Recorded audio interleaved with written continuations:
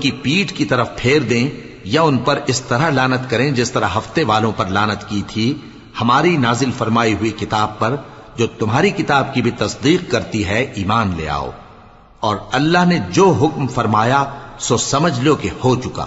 اللہ اس گناہ کو نہیں بخشے گا کہ کسی کو اس کا شریک بنایا جائے، اور اس کے سوا اور گناہ جس کو چاہے معاف کر دے، اور جس نے اللہ کا شریک مقرر کیا اس نے بڑا بہتان باندھا۔ کیا تم نے ان لوگوں کو نہیں دیکھا جو اپنے آپ کو پاکیزہ کہتے ہیں؟ نہیں، بلکہ اللہ ہی جس کو چاہتا ہے پاکیزہ کرتا ہے، اور ان پر دھاگے برابر بھی ظلم نہیں ہوگا۔ دیکھو یہ اللہ پر کیسا جھوٹ طوفان باندھتے ہیں، اور یہی کھلا گناہ کافی ہے۔